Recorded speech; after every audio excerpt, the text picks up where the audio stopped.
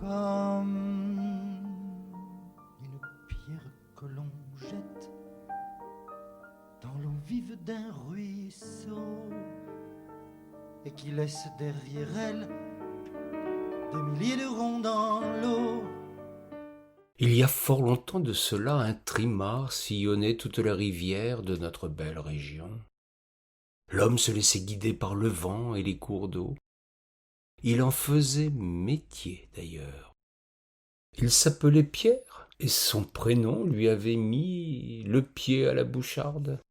Sa destinée était choisie.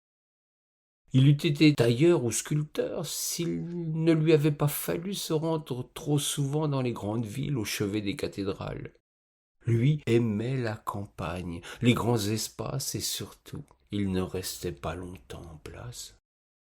Il avait fait métier du rhabillage des pierres meunières. Il traçait ses sillons d'un moulin à auger à un moulin cavier, d'un moulin à aube à un moulin à pivot, d'un moulin à nef à un moulin à tour. Il en connaissait tous les secrets, toutes les particularités, lui qui revenait tous les trimestres, car avec le temps, les meules se polissent et perdent ainsi leur mordant. Il retaillait la surface de la meule tournante, à la symétrie de sa compagne, la dormante. Il les rhabillait, ou bien les battait avec ses bouchardes, ses marteaux qui dessinaient des stries sur le silex ou bien la pierre dure.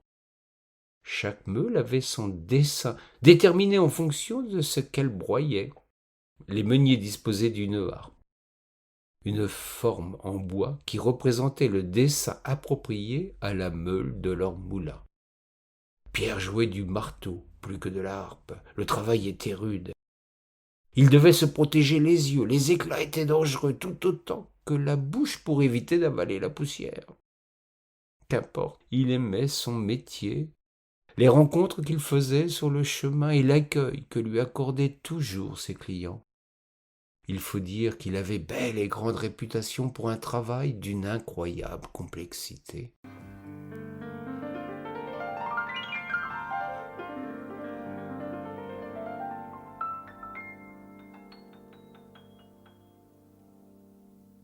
La qualité du rayonnage garantit le mordant des meules et donc la finesse de la mouture.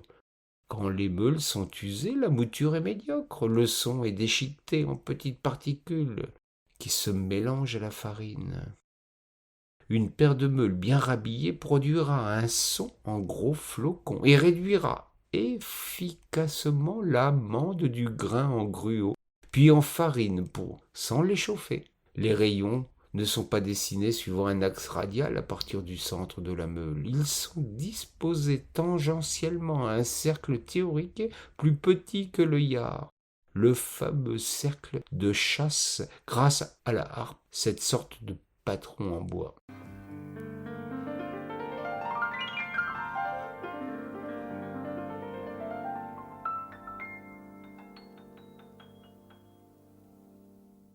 Pierre avait les mains bleues. C'est là la particularité de la profession.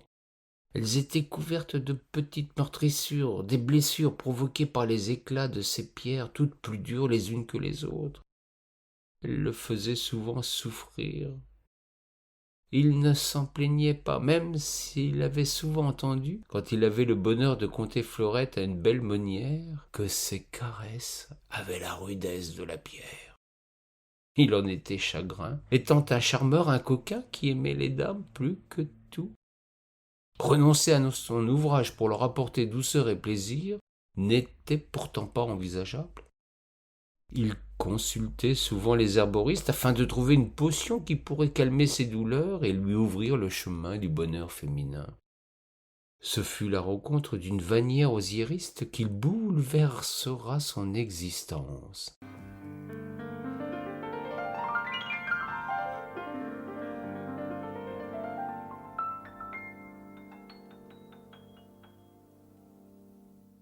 La belle était charmante. Non seulement elle travaillait l'osier, produisait de merveilleux paniers, des bourriches, des pièges pour les pêcheurs, mais de plus, elle préparait elle-même son osier qu'elle allait ramasser sur les îles de Loire au pied des saules.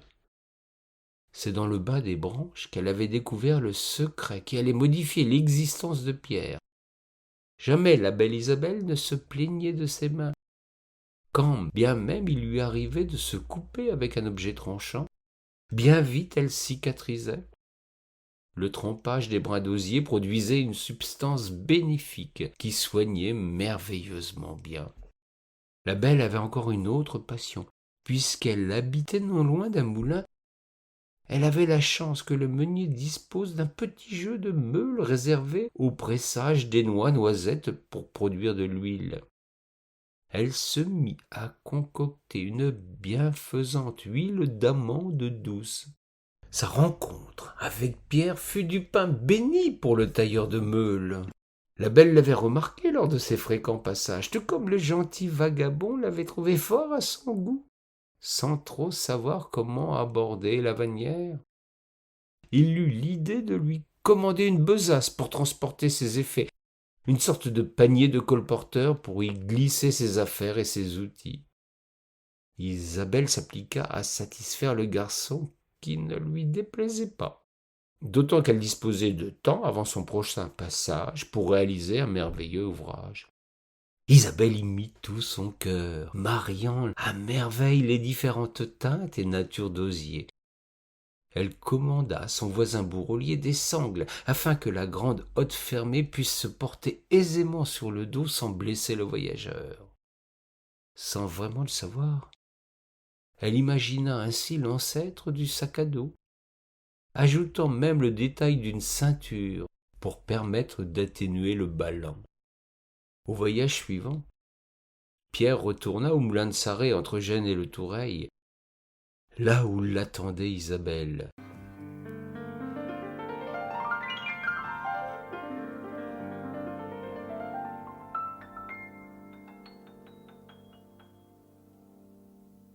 Le ruisseau Avord, né d'une fontaine au sommet d'un coteau au nord de la forêt de Milly, sur la commune de Gênes, reçoit le ruisseau de Milly, qui se jette dans la Loire après avoir fait tourner 8 moulins à blé et 1 moulin à tanne, dans un parcours de 6 kilomètres environ. Les traditions les plus singulières ont attiré depuis longtemps l'attention sur cette source, autrefois perdue au fond de bois profonds et mystérieux, au point que l'on prétend qu'à Avord, le diable y serait mort. Le ruisseau offre une eau limpide, abondante, incolore, opaline et diaphane, sans dépôt, sans odeur, d'un goût à peine salé, où le savon se dissout bien, mais sans mousser. Le courant, raconte-t-on, ne gèle jamais. Les oies et les canards qui s'y baignent d'ordinaire donnent naissance à des êtres difformes et monstrueux, qui ne peuvent vivre, tandis que les grenouilles qui y séjournent n'y courent dans les terrains bas et marécageux qui avoisinent la source. Les travailleurs perdirent, les uns leurs cheveux, d'autres leurs charrettes. Malgré ces légendes, le moulin de Sarré existe depuis 1143. Godefroy de Possé, un seigneur local, imposa aux meuniers de payer une rente au prieuré de Saint-Massé, petit prieuré situé à quelques kilomètres sur les hauteurs de Trèves.